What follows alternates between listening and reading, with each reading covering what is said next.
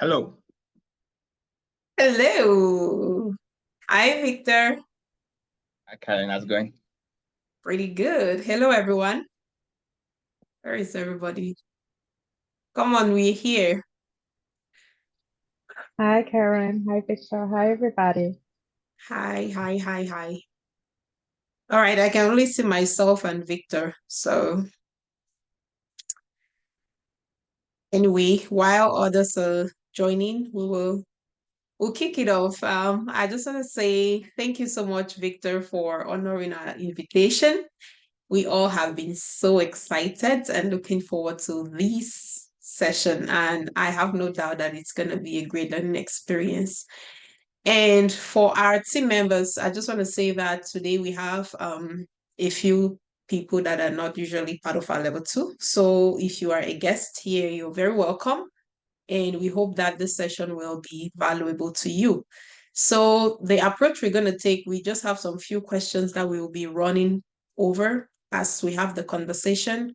If you have any question whatsoever, please feel free to use the comment section to drop your questions or just write down your questions. We'll definitely reserve some time to take questions. All right, without further ado, I just want to quickly introduce Victor and then I'll pass the ball over to him to speak for himself. So, like I mentioned the other day, Victor is actually my boss. And I'm so intimidated to invite him here, but I'm also very honored that, he agreed to come here and help us share his experience so we can learn a thing or two. So without further ado, and just to add, Victor is a seasoned Agile coach. He is also a manager, like I said. I'm just going to pass the ball to Victor right now to, speak for himself. Just, if you don't mind, just give us a brief introduction of yourself and then we go from there. Thank you. Awesome, Karen. I think I'm very flattered, like with everything you said. I'm very happy and very excited to join you guys here. Um, a quick introduction about myself. I think you said it all. I'm an agile coach, just like Karen as well. And I'm based out of Texas. And I'm very happy and excited to join you guys and learn from you and as well as answer any questions that you may have. Awesome. Thank you very much. All right. So I'd like to kick it off by asking this one question. So most of our mentees in level two are really here to understand the role of a Scrum Master from a practical perspective, gain some hands-on experience so that they are building their confidence, so that they can go out there as they get the opportunity, they are winning and they're standing out. So why is the role of a Scrum Master critical to software development teams? Why engineering leads or product owners not be performing this role? Why can't they just do the role? Yeah, definitely. So, Karen, just a quick clarification. Is everybody here trying to become, pivot into Scrum Mastery, or are they trying to go into like coaching? Both.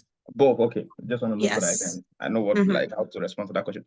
Yeah. So I have colleagues, I have friends who are into like coding and programming and all of that.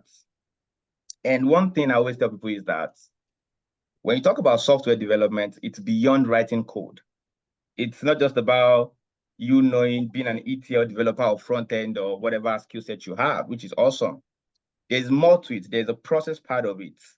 There's the people part of it. There's the culture part of it. So because you see some organizations, they have over 300 teams.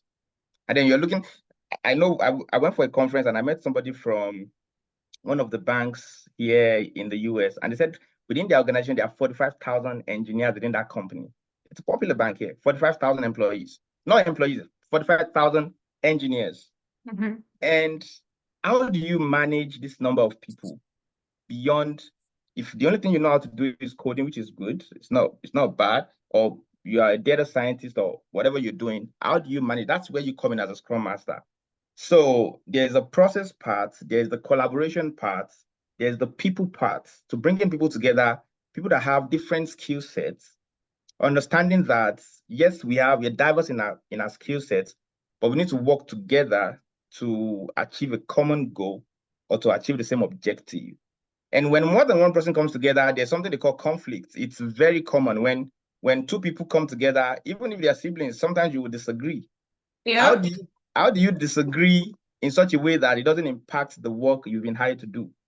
Because we all have different ideas, we all have different ways of doing things. It doesn't mean you're wrong, it doesn't mean I'm wrong.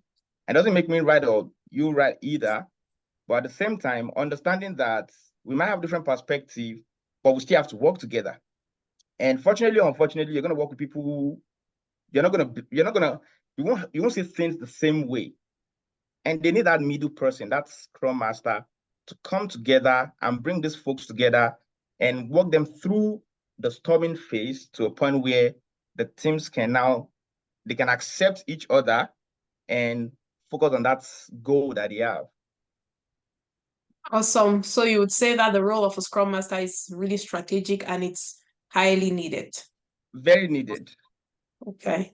So in your experience as an Agile coach, or I'd usually like to say an Agile practitioner so that you can group all of whatever you're doing in the Agile space. So have you ever experienced feeling undervalued, in your role? Just tell us a little bit about that.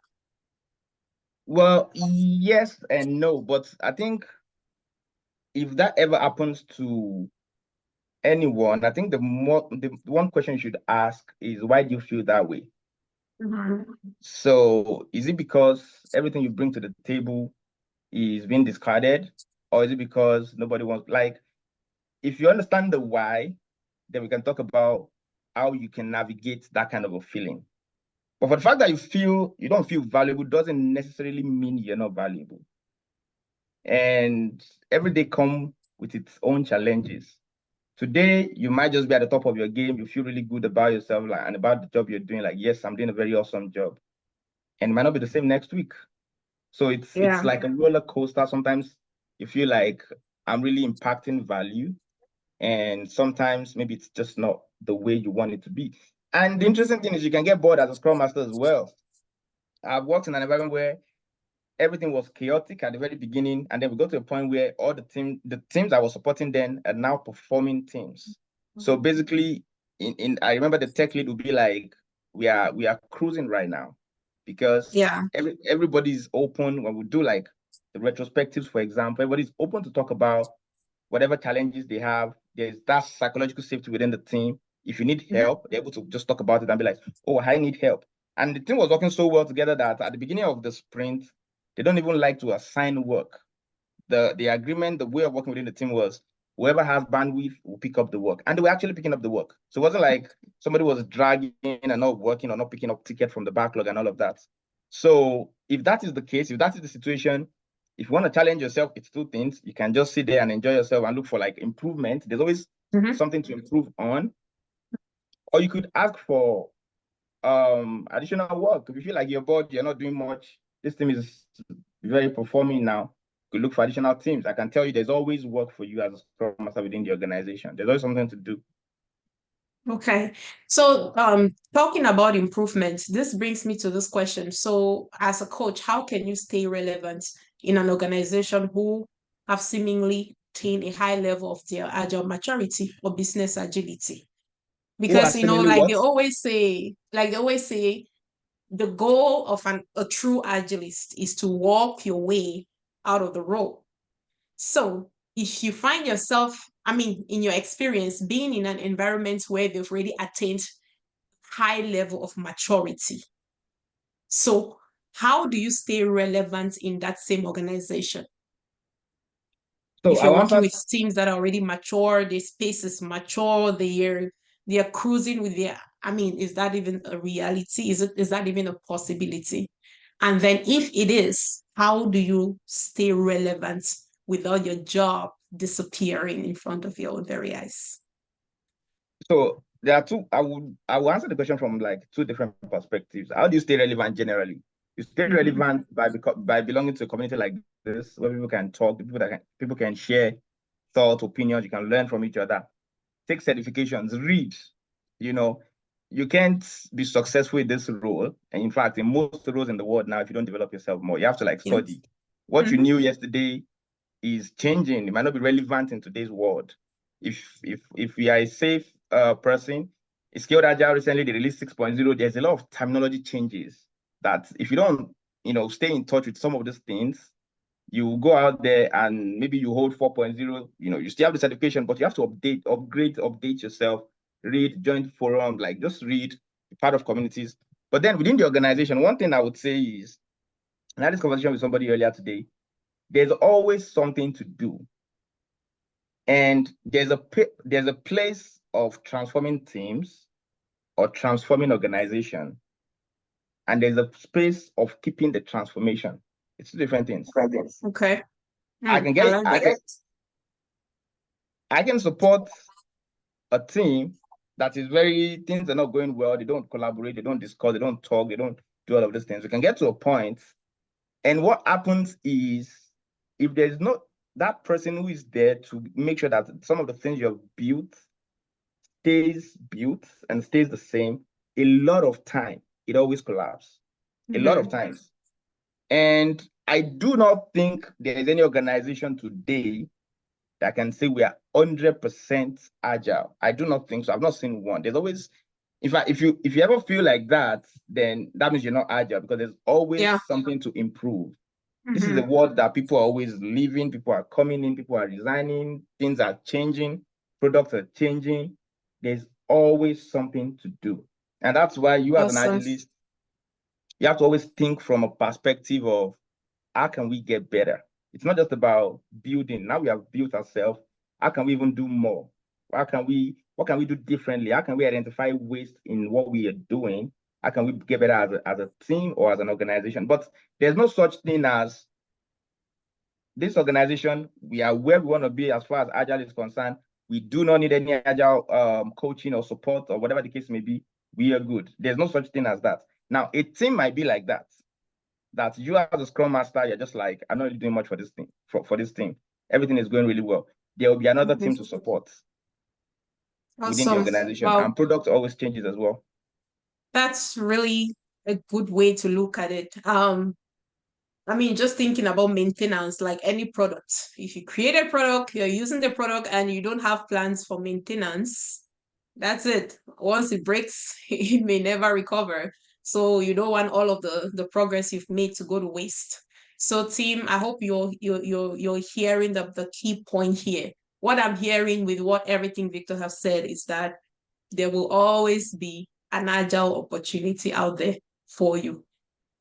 What it takes is for you to stay ready, because the job market will never dry. Organization, that is especially for organizations that want to truly get this right, they will always be looking for people. Now, the difference is they will not be looking for everybody, especially given the kind where we are today with this digital space, the recession and everything.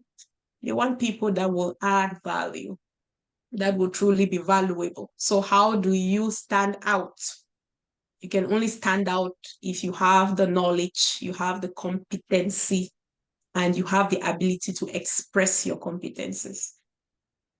See, so yes, the job market will always be rich, but how do you make yourself one of those that they will be looking for instead of you looking for employers? All right, this brings us to our next question. So what, according to you, in your experience, what's the biggest misconception regarding the role of a Scrum Master or an Agile Coach? What's the biggest misconception regarding this role? I think the main thing is, I've heard people say it's free money. You just get in there and you just sit in meetings and you make free money. They see it as a gig. Yeah, I've heard people say that a lot. But if you have that mindset, I mean, you might be lucky. You just might be lucky that even when you're not like equipped to the fullest, maybe you got the opportunity. And I know someone like that. The person told one of my students, and he said, in this job, this is where I'm going to retire. This is God that did this job for me. Yeah. When you're a Scrum Master and you just, because it's easy for some teams to coast along and just sit there and collect the money. The problem is the day the challenge will come, it will be too late to rectify some of your inactive, whatever you've been doing. So I think the whole thing that happened that changed was somebody, they brought in another Scrum Master to a different squad under the same leadership, and they saw that one was doing, and that was a game changer. Like, oh, this Scrum Master is doing this way, then why is this person like this? And eventually the person got fired. Wow. With this kind of community, there is no reason why anybody should get fired. Yes. And exactly. there's no reason why anybody should get fired. If there's a budget cut, I mean, that's understandable. But for performance reason, there's no reason why anybody should lose their job because they didn't perform well. With Karen as your coach and other people here. Now, back to what you said, Karen, around there will always be job. Previously, I used to conduct trainings. And I have some people who came to listen to this as well from my class then. I'm not doing training at the moment, but then I used to do training. And there was a particular person that got a job in the UK with Jaguar Land Rover. And as at that time, they were hiring 70 Scrum Masters. Very recently, not too long ago. They were hiring 70. And because she got the job, she did one interview, she got the job, and a lot of people came through her and were like, you want to join the class, want to do Scrum, da, da, da, da, da. And I told them that time, I said, well, if you are trying to join this class because of the Land Rover opportunity, it's too late. It's too late. So I always tell people when the opportunity presents itself, it's too late to prepare. Exactly. So please, you can say that again like 5 times because that's what I sing here every day. You need to stay ready so that you don't have to get ready. Yeah. You're not the only one out there. There are millions, thousands. Go check one job opening now on LinkedIn. You see one job opening, you see about 1,000, 2,000, 3,000 people applied. So why should they be waiting for you to get ready? Why? Right. So the time when the opportunity comes, if you're not prepared, it's just too late to prepare at that point. When I was doing training and people call me when they have interviews, let me put it this way. I always say to everybody that's gotten a job, there's nobody that's ever gotten a job that I was surprised that he got a job. Like, I've never been surprised anybody like, oh, wow, you got a job, really interesting. Because I knew they were going to get a job. They just need to keep doing what they were doing or what you're doing. They would eventually get a job. So just to buttress what you said, just keep getting ready. You never know when the opportunity will present itself. There was a particular person as well that he was part of the old training, and for a very long time he didn't get a job. He would call him like, just keep going. And the day the opportunity presented itself, they just called him from the blues. Like he applied like months ago, and then they called him and they were like, but apparently for that position they needed somebody with I think public clearance or something like that. So and he's in the military, so he has the clearance. And they called him up on the phone like 10 minutes, like, tell me about yourself, da, da, da, da, da. And then they offered him the job. He thought it was fake, and then he got the job. But imagine getting that kind of opportunity and they're like, tell me this one, tell me that one, and then you miss that kind of opportunity and you miss out on it. Very true. I mean, I had one of our mentees like 4 or 5 months ago. She used to be in this program. Mary is the same exact thing. Even up to now, she's too shocked that she has that offer and she's doing great because she stayed ready. They didn't interview her. They only called her and she introduced herself. Only the way she expressed herself when she was introducing herself, they didn't need to go any further. Right. They just sync that with the information she had on her LinkedIn, and they asked for a resume. It was through a recruiting agency, and they took the resume, they paired up with the recruiter, with the hiring manager, and that was it. And she's still there up till now. So this brings me to my next question. I think there's a question in the chat actually. Yes, we will get to those questions. They are my people. So please keep dropping your questions there. We will definitely get to your questions. And also, I just want to say this. If anyone will be kind enough to post on the Slack channel and ask team members to use the new link, I think some people missed that communication. That would be great. Claudine, Blessing, if you people can help Ernestine, post there. I see James is asking, Laura is asking as well, and I cannot stop to do that. Thank you very much. All right, now, given that you are in the position to hire and fire people. I know that firsthand because you're my manager. So, what can cause you to fire an Agile coach or Scrum Master? Okay, so when I'm hiring someone and I'm sitting in that panel to interview you or selecting resumes, yes, we are pro-Black. We want to bring in our own people. Very, very important. But at the same time, I would not recommend you or hire you at the expense of my job. Hmm? So if you're good, it makes my job easy to defend you, because you see the way this whole thing works is like a domino effect. When you're doing a bad job, it goes back to me, because even though I'm not sitting in that space, but I'm leading that space and other spaces. So it can bounce back and affect my own job as well, because you're not doing a great job in that area. One thing that will make a difference. So for hiring, you have to be good before we can. I mean, if 3 people are good, they're all at the same level, maybe on the scale of 10, they're all maybe like 9, then I can consider, oh, well, let me think about getting this person. But when it comes to, let's say, layoff, when let's say, for example, you've been asked to save costs, or you've been asked to, reduce your number of or something like that. What makes the difference is still the value you bring, your everyday activity. And unfortunately, when these kind of decisions are made, you're not there. And you need someone in the room. And at that point, the person cannot even correct you for some of the way you work. So what is important is, when you're working as a Scrum Master, you want to make sure that you add a touch of excellence to what you do. Because if these conversations happen, companies cut costs. Sometimes it's not even about you. It's just, we have to reduce the number of people working in this organization or working in this organization. And when they look at that, they look at who are the people that they just prioritize everyone. Who are the people that, even though maybe they are doing the same role, they have added most value in the past month.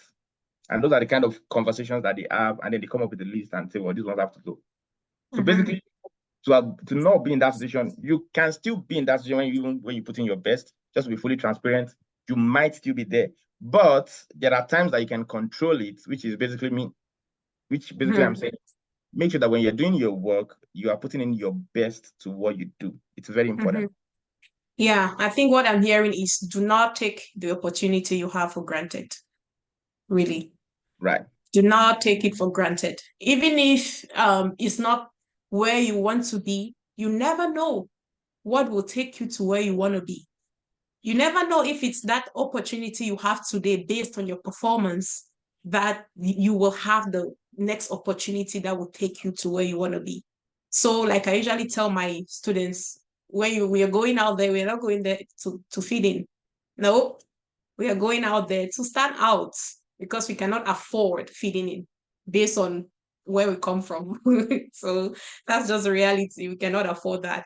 So now this brings me to my next question. So, as a hiring manager, what is it that you're looking for when you're hiring Agile practitioners? I know we have all these interview questions, that people they will definitely ask during interviews, but again, from you really, well, let me just leave it open. What is it that you look for in an Agile practitioner? What is it that you look for that person that you would love this person to be a part of your team? I think the first thing is value. And how do we assess value? I mean, I can ask you directly. I'm sure some of you have had that question in interviews. I'm just like, what value can you bring to this organization? They can ask you directly. It's an opportunity to sell yourself. When people interview, what they're looking for is somebody who has the knowledge, who is confident about what they're saying. I said that because there's a place of knowledge, there's a place of confidence. I've seen people take interviews and they are really good. They are answering the questions correctly, but they were not confident and were not bold enough to answer those questions. But even though what they're saying is very correct, especially but how they say it the is not. presentation is like they doubt what they say. Now, if you're even trying to go into like coaching, and that's the position you're applying for, it's even more challenging. Like so what I always tell people is, even when you're not sure of what you're saying, so far you're saying it, be bold about what you're saying, be confident about what you're saying. So I've seen people be very so confident, and some of my colleagues that are interviewing them, they think they are saying, because they're probably not an agile could probably like product head or engineering head, and like, oh, I like that guy. He sounds really confident. It seems like he knows what he's saying. And to me, it's like, what you're saying is rubbish. What you're saying is not correct. Exactly. And then some of them will fly, because interview Yeah. goes beyond just Yeah. content. There's a personality part of interview. And there's a part where you just want to make, so when you interview, one of the things you want to do is you want to make yourself comfortable, and you want to make the people on the other side comfortable as well. Because there's a place of what you know, and there's a place of who you are. And who you are will be just within that 30 minutes or 1 hour, and then they'll make the decision, let's bring in this person, let's not bring this person. So when you're interviewing, don't look too serious, be free, ask them questions as well. Interviews are not supposed to be a one-way thing. I'm bringing you in, or I want to interview you because I've seen your resume. I think you can do the job. Thank But you. now, I need you to validate my assumption that you can do the Thank job. you. So Keep echoing that, please. so when you come for the interview, I ask you questions. Do not drop off that interview without asking me or the other panel questions as well.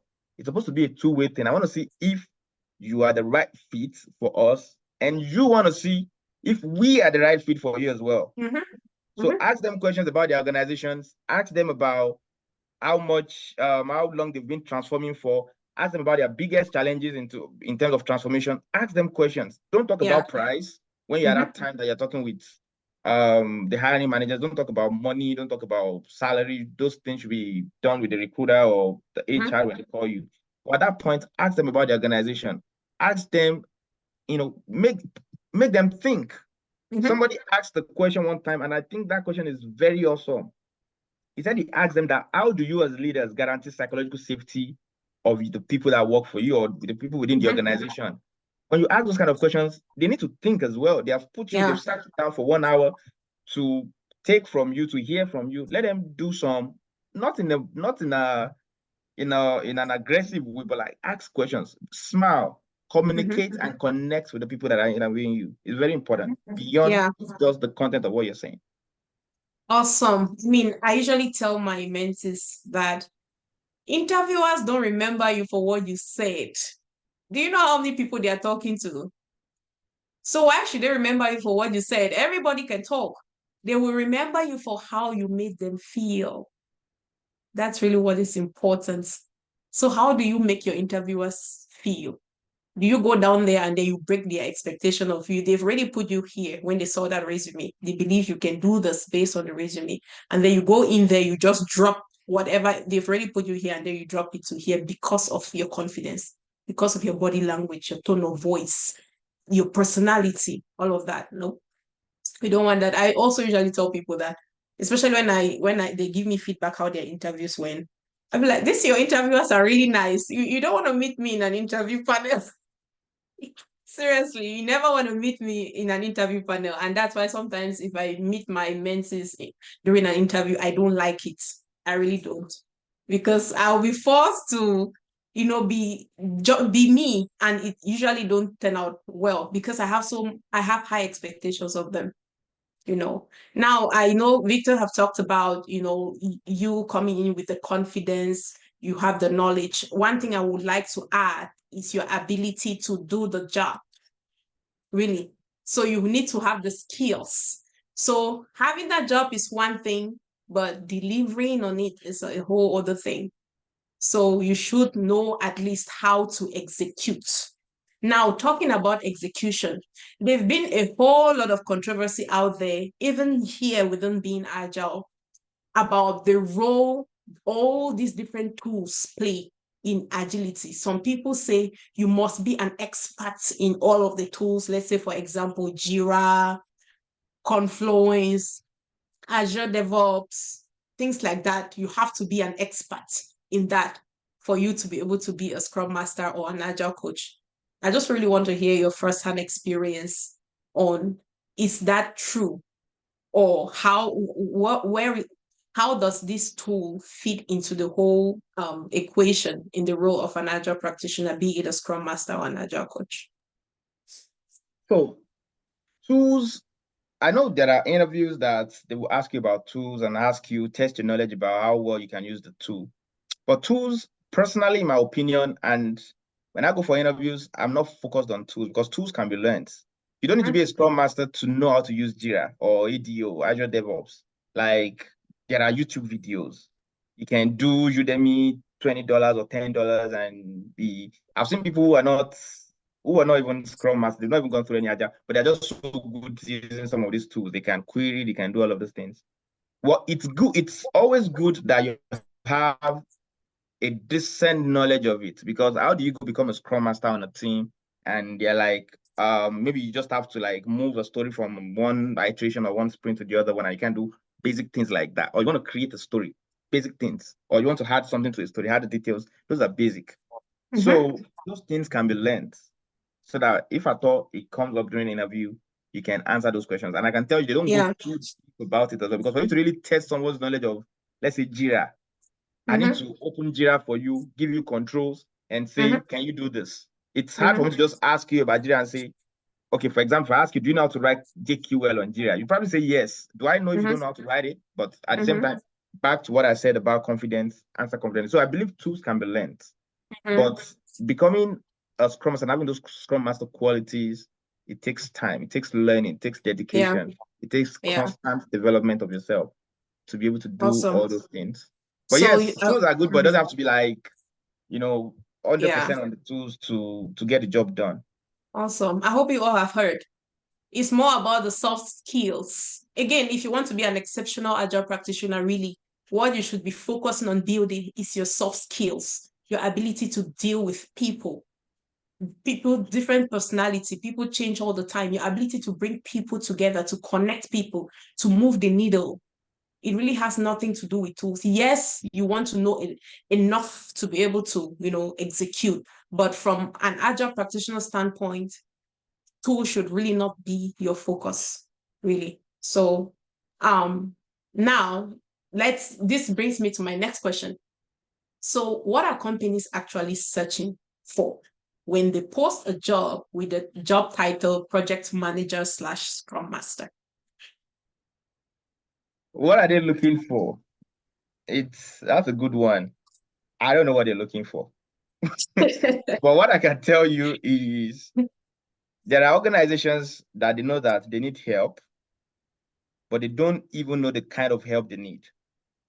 So they're confused. Some of them, they're posting the job, they don't even know who is a project manager, who is a Scrum Master. They don't know. I'm telling you, you can get to organizations and redefine your job if you are sure of what you're doing. Yeah. One time, I got a job, and my first week in that organization, they used to have a project manager within that team. And the project manager left. He left on a Monday. Like, he came like the same week, but just like 1 day or 2 days overlap. And he owned the project and all of that. And then when I joined the organization, they had a new product owner and all of that.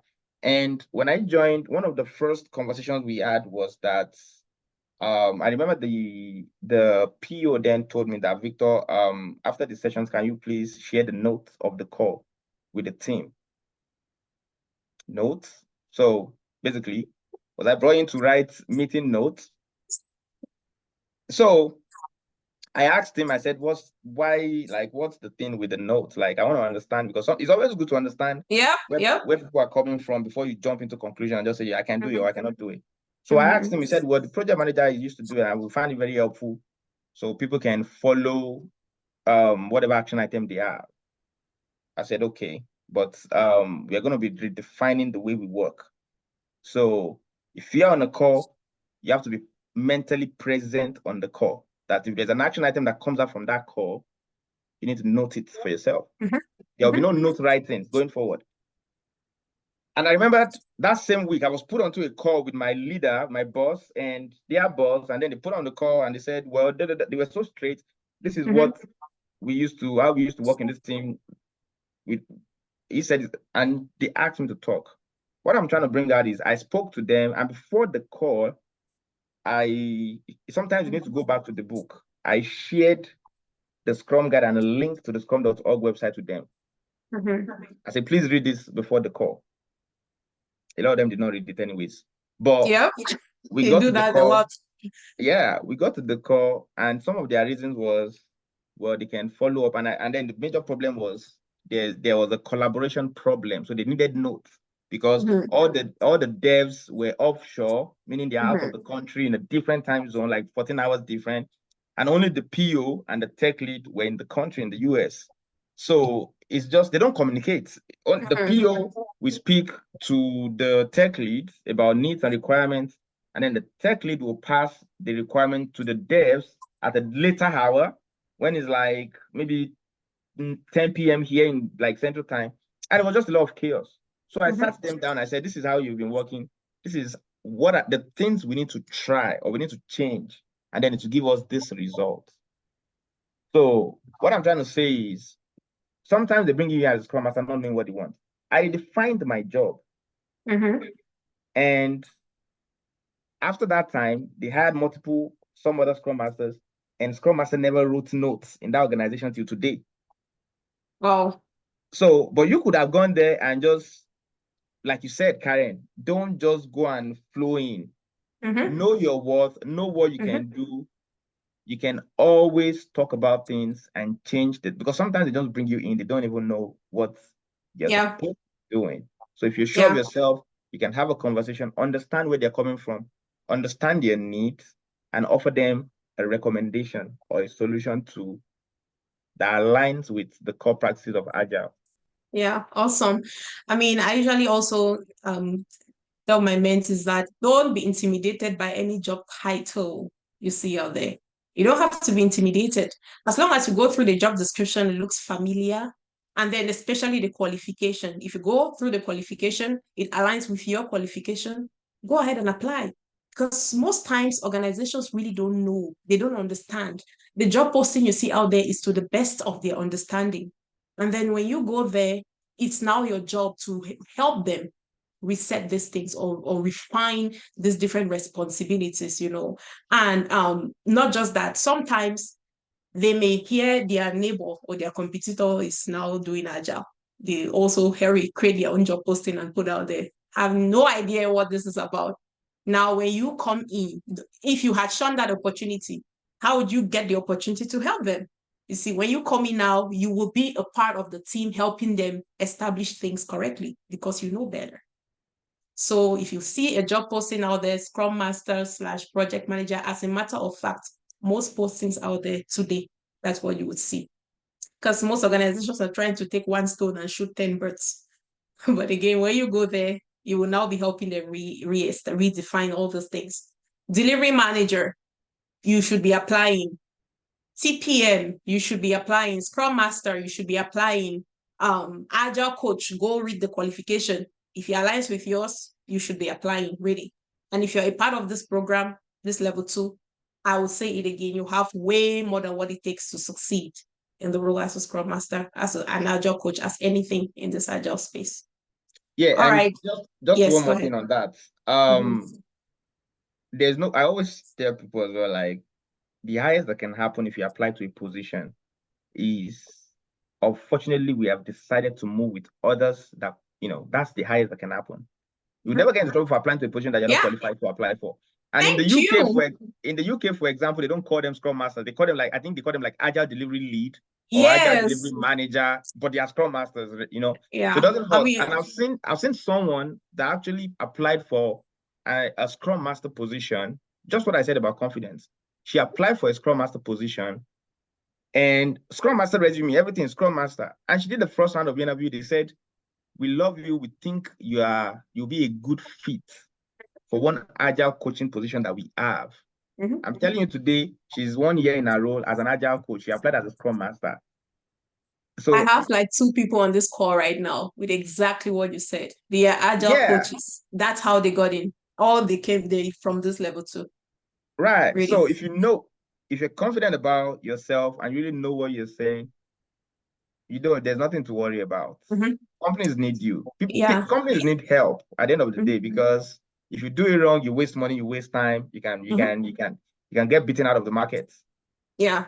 So at the end of the day, really it boils down to the mindset on how you view this this is an opportunity, how you view this opportunity. If you see it as a gig, it's the same way they will geek you out of the organization when you get in, really. But if you see this as something you want to be, there's just so much in Agile beyond money. I just like people to understand that there is just so much into agility, because agility has transformed my being from a professional standpoint, from a personal life standpoint, from the way I treat people standpoint. So if you can look way beyond money, I'm telling you, you will be reaping way more than what you can ever ask for in this agile space. So now my next question to you is, given that most of us are hired to help organizations, usually most of them are usually coming from a waterfall background, to now they are trying to be agile. So how do you set expectations with these stakeholders that are really accustomed to the waterfall way of doing things? Well, that question I can answer from two perspectives again. Mm-hmm. From the perspective of you going in as an agile coach, or from the perspective of you going in as a Scrum Master. Okay. If you're going in as a Scrum Master, well, in all transparency, there's a limit to your influence. And the limit to be to the maybe product manager, in some cases, the lead engineering person, and your team. So your approach, because when you're a Scrum Master, you work more with the teams and sometimes with the stakeholders. But when you're a coach, you are expected to work more than, like, your level of influence is beyond Mm-hmm. that of the Mm-hmm. teams. So one of the things to talk about when you're leading a transformation effort as a coach now, as an example, is it's always good to understand, why are we going through this transformation efforts? We just don't want to go on a journey that we don't know where we're going or why we are going on that journey. So why are we going on it? What is the compelling business case for it? So is it because we're trying to have a faster time to market? Is it because we are trying to innovate? Is it because we want to be predictable as an organization? What exactly why are we doing this? It's always good to define that. So when you define that, now it's always very important as well to identify the change agent within the organization, because it's easy to talk about agile. It's hard to implement it. Scrum Guide says something like, it's easy to something difficult to master. Yeah, it's easy to understand but difficult to master. Something like that. It's very hard to implement. Yeah. So stakeholders, one of the simple basic things, which I don't want to go into details to do, is what is the need for them? If you are asking me to change and I decide to change, what is the benefit that myself or my team would get from changing our way of working? So, and that's where you have to sell them the business hypothesis to say, if we change the way we do these things, we can get to a point where teams can know what they can commit to and what they can deliver within a certain period of time. So, and then for executives, they like metrics. So there's no way you're just going to talk about it without showing some level of metrics to show this is where we were, this is where we are now, based on some of the changes that we have influenced. So, but at the center of it all, collaboration, meeting with people. Some people will change not because they believe what you have told them, but they will change because of you are the one asking them to change. Yeah. That's common too, especially when you're a coach, because what you are saying to them is not like it makes sense to them, but because it's coming from you and they trust you and they believe that you're not going to lead them astray, they say, okay, well, we're going to change, not because so relationship building is very important in this profession. You're going to be working a ton of your time is going to be with people, talking to people. And then the same way you have to talk with executives as well, especially if you're in coaching. You might need to talk with the CI, you might need to talk with the VPs, and you have to have these conversations. And then you have to speak from a place where they know that you're not leading them astray. Some of these squads, they're spending millions of dollars on them. If you have a team that has, like, let's say 10 engineers, that's automatically like a $1.4 million team. And now they have like maybe 8 of those teams and some other folks. So they need to be sure that what you're bringing to the table is they can actually get benefits from it. And then it goes back to how you approach the situation as well. And there are some times that you cannot really bring in at a larger scale. You have to pilot it on a smaller scale. To do it on a smaller scale, you get the value and then you project the value and say, we did it on a smaller scale. This is what we have, and then we want to take it a step further. Awesome. So I have actually picked out 4 things from what you said about, what's your strategy of helping stakeholders that are really accustomed to the waterfall way of doing things. I heard your approach. The approach really matters. And to me, when I'm talking about approach, what I mean, what is in my head is you being able to apply the soft skills like emotional intelligence, like empathy. All of that matters a lot. If you want to tell them what to do, oh no, you're doing this wrong, this is how it's done. No, they'll hate you. They're not like that. Remember, these people have been doing this, whatever they've been doing for that's their career that they've built over the years, and it's been working for them. And then you come from nowhere and you want to tell them that they've been doing it all wrong. So the manner of approach really matters a lot. The second thing I've heard is showing them what is in it for them. So why should I do this? If I do this, what's the benefit I will get from it? The third thing I've heard is relationship. You want to make sure you're building that relationship, you're establishing that relationship, and then what's the last thing? I think that's all I got. But yeah, now I'm gonna ask you this one last question, and then we will take the questions in the comment section. I mean, we all can at least agree to the fact that this 2023 has been some very interesting year. It's been interesting. There have been a lot of layoffs going on, recession, the chaos, the noise is just rampant everywhere. And because of all of that, now it has come to a place, even go on LinkedIn, you see that people are being so negative when it comes to Agile. And some people even said Agile is dead. Agile is dying. The role of a Scrum Master, it doesn't, there is no role because it's dead. So nobody should be investing in it anymore because something new is coming. I'm not sure what the new coming is. So what is your opinion on this?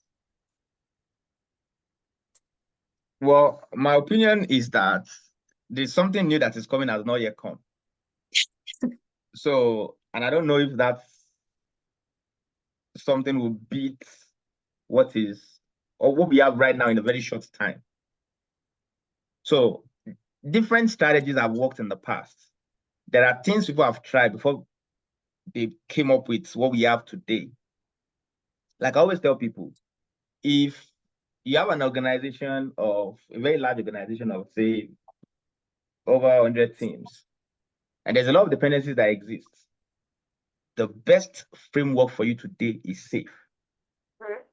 You can argue it and say, well, SAFe is not Agile, SAFe is that, SAFe is this, but you're actually talking to an anti-SAFe here.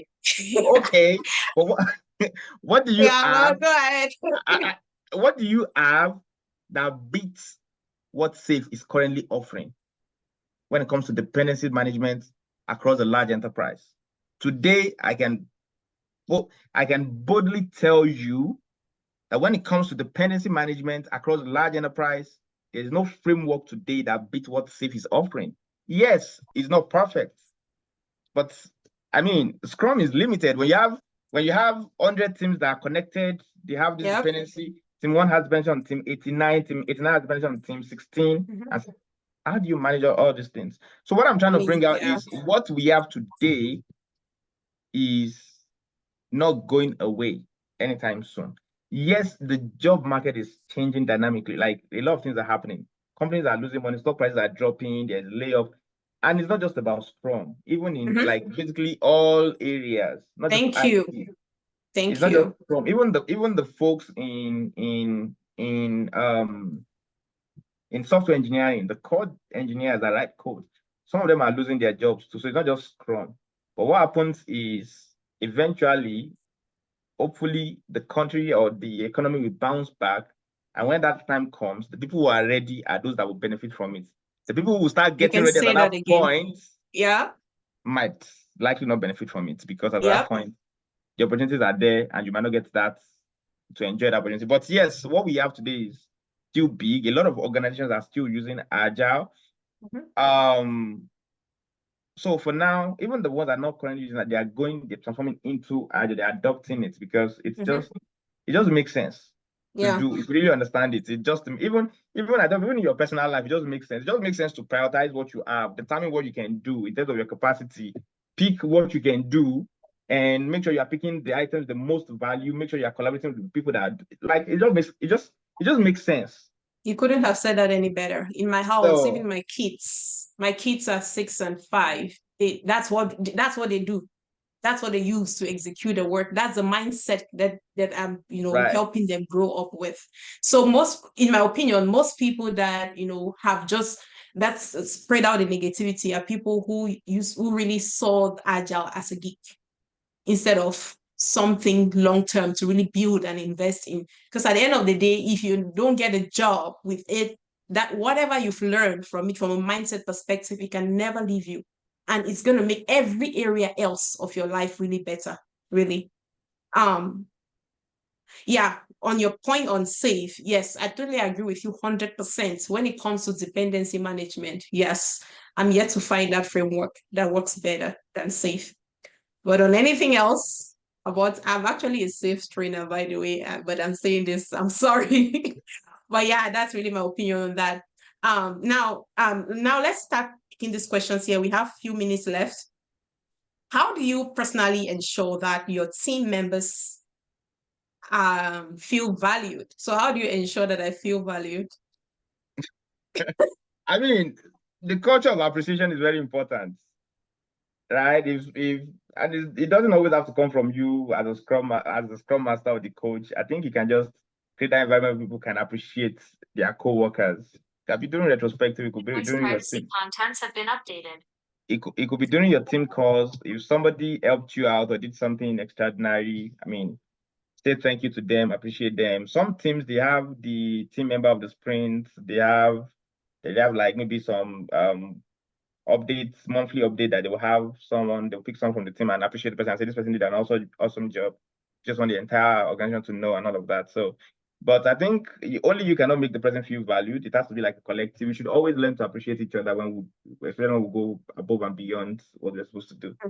So, but if you're not feeling valued and someone has expressed that maybe in a one-on-one, you might want to understand why and maybe what they would find effective for them to feel valued. Awesome. That's really nice. If you all have been following, Victor has consistently said, I want to understand why. I want to understand why. In an agile space, we don't jump into conclusions because it's been scientifically proven 99% of the times assumptions are wrong. So again, going by our technique, always first go understand why this person is saying this, why this person is behaving like this. And then from there, you can take action. So someone is asking, how can the velocity of a team be increased? So, let's not spend so much time on this, but what I can say is that I don't think this is the right question, but I understand where you're coming from in an agile space. If you really understand velocity, we are never looking to increase velocity. Because velocity, if you identify the team's true velocity, it cannot be increased. Just cannot. We are looking to stabilize velocity instead of looking to increase it. So maybe you want to first understand what velocity is, and then you see that question will disappear. All right, let's take this one. Is it important to go for a project manager certification nowadays? What exactly does Agile Coach do that is different? Well, let's take this question. Is it important to take a PMP certification?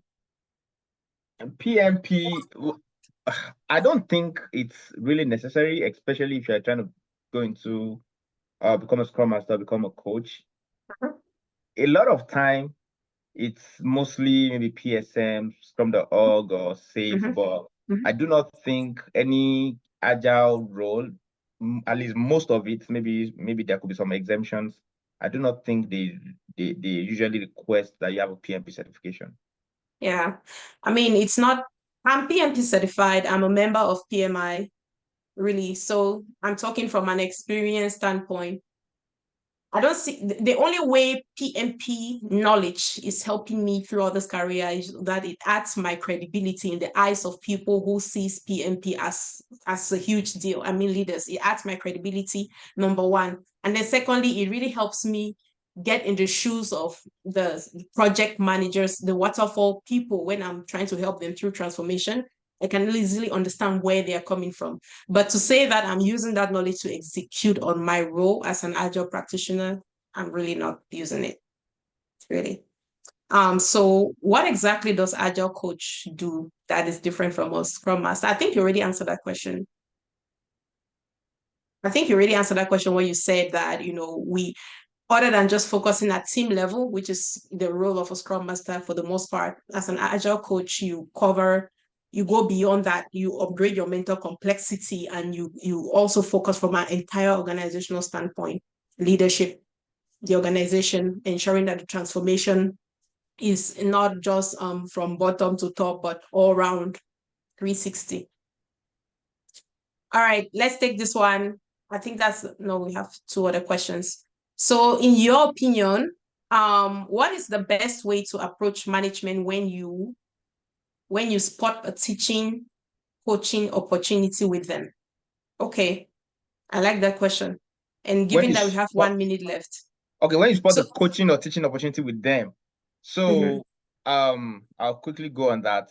So when it comes to leaders, a lot of them, the problem is that sometimes leaders don't know and they don't want to sound like they don't know as well. You probably won't know like all these things. So one of the things I find very effective is when you have your one-on-one sessions, you can write up a goal. You can create a goal and say for next quarter, during our one-on-ones, this is what we're trying to achieve. I can provide one-on-one mentorship to you as a leader. Sometimes they feel more comfortable doing that than when you go within their peers and you're teaching them what is agile or values. So sometimes they don't know and they don't want to show that they don't know as well. So sometimes those behavior will translate to pushbacks at the bigger scale because they don't know what. So I find one-on-ones to be very useful in putting them through some of these topics. Yeah, one-on-one is fire. It sounds simple. It sounds but it's just one-on-one.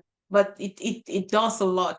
For me to in addition to the one-on-ones, first of all, is to acknowledge that something exists as ego. I acknowledge that first, that something exists as ego, and it's okay for people to have ego. Once you're able to acknowledge that, and then the next thing that I usually like to do is, if I see a teaching or coaching opportunity, I make sure I'm stating my observations with them. And then we align on what it is. And then from there, now we can establish a plan to improve one-on-one. All right. Do you have 1 minute to take one last question? Yes, absolutely. All right. Thank you.